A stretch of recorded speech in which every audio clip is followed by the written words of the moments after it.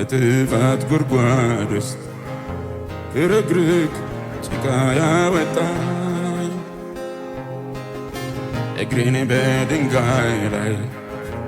አቁሞ ያጸናኝ በጸጋው ደግፎ በሕይወት ያኖረኝ ከክፉ ፍላጻ በእጁ የከለለኝ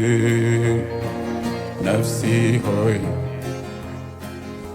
እግዚአብሔር አምላክ ነውና ስገጅለት መሐሪው ጌታዬ ምስጋና ይብዛለት በሕይወት የለው እኔም ልገዛለት ቸርነቱን ምሕረቱን እዘምር ከኔ ልቀኝለት ከኔ ልቀኝለት